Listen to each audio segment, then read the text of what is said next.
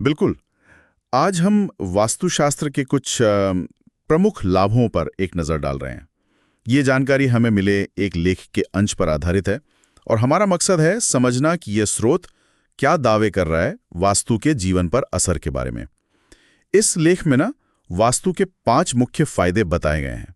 तो चलिए जरा इन्हीं दावों को खोलकर देखते हैं कि स्रोत क्या कह रहा है। बिल्कुल।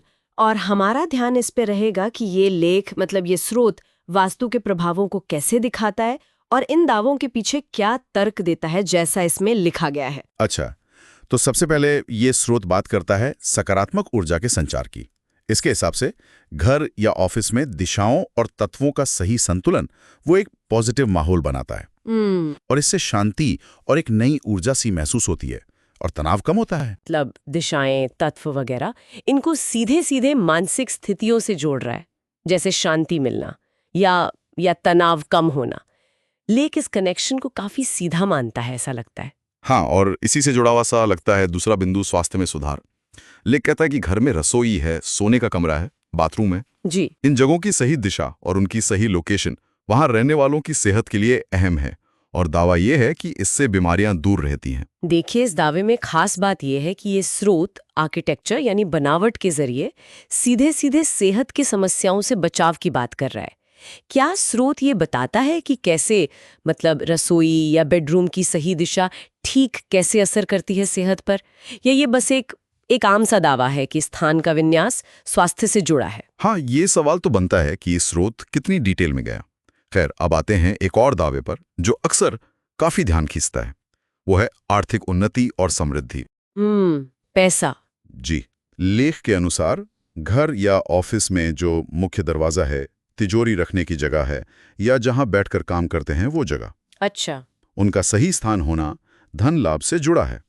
ये व्यापार या नौकरी में तरक्की दिला सकता है और पैसे के नुकसान को भी रोक सकता है। अगर हम इस दावे को थोड़ा बड़ा करके देखें तो ये विचार सामने आता है कि हमारी भौतिक सराउंडिंग्स, हमारा फिजिकल विन्यास, वो आर्थिक नतीजों पर सीधा असर डाल सकता है। स्रोत यहाँ कुछ खास जगहों को पॉइंट आउट कर रहा है। मेन गेट, तिजोरी, वर्क प्लेस, और इनको पैसे के आने जाने और करियर ग्रोथ से जोड़ रहा है। हाँ, ये कनेक्शन कैसे बनता है, स्रोत का तर्क क्या है, ये जानना जरूरी होगा। अच्छा, आर्थिक समृद्धि के बाद चौथा लाभ बताया गया है पारिवारिक सुख शांति, रिश्तों की बात। जी। इस लेख में कहा गया है कि वास्तु के नियम मानने से परिवार के सदस्यों के बीच प्यार और आपसी समझ बढ़ती है। घर में लड़ाई झगड़े कम होते हैं और माहौल ज्यादा हार्मोनियस रहता है। ये वाला पहलू कहीं ना कहीं पहले बिंदु से जुड़ता है, जो सकारात्मक ऊर्जा और माहौल की बात थी। स्रोत का लॉजिक शायद ये है कि एक सामंजस्यपूर्ण फिजिकल माहौल वो रिश्तों में भी पॉजिटिविटी लाता है। यहाँ साफ तौर पर स्थान और घर के सोशल माहौल के बीच एक लिंक बनाने की कोशिश दिख रही है। बिल्कुल। और आखिर में 5वां लाभ बताया गया है मानसिक शांति और आत्मविश्वास। अच्छा। स्रोत का दावा है कि जब दिशाएं और ऊर्जा का बैलेंस सही होता है तो मन शांत रहता है, नेगेटिव विचार कम आते हैं और आत्मविश्वास बढ़ता है और इससे व्यक्ति अपने फैसले बेहतर तरीके से ले पाता है और सफल होता है। तो इन सभी 5 बिंदुओं को अगर एक साथ देखें तो एक पैटर्न सा दिखता है ना।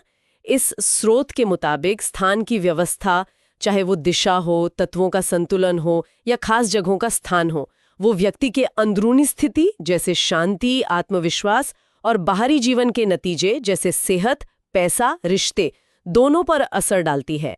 ये सारे दावे इसी एक, आप कह सकते हैं, मूल विचार पर टिके हुए लगते हैं। तो कुल मिलाकर ये स्रोत हमें ये बता रहा है कि वास्तुशास्त्र जीवन के 5 मुख्य एरियाज में फायदा पहुंचा सकता है। घर की ऊर्जा, सेहत, फाइनेंस, फैमिली रिलेशन और मेंटल स्टेट। और ये याद रखना जरूरी है कि ये सारी बातें इस खास लेख में प्रस्तुत किए गए दावे हैं, हम बस उन्हें समझ रहे हैं। बिल्कुल सही कहा।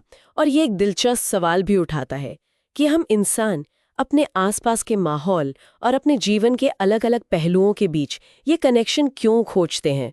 ये टेंडेंसी कई कल्चर्स में अलग-अलग रूपों में दिखती है। हाँ, ये बात तो है।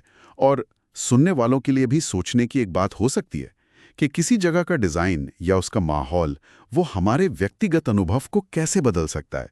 अब इसके पीछे जग चाहे जो भी मानी जाए, स्थान और अनुभव का ये जो रिश्ता है, ये अपने आप में सोचने लायक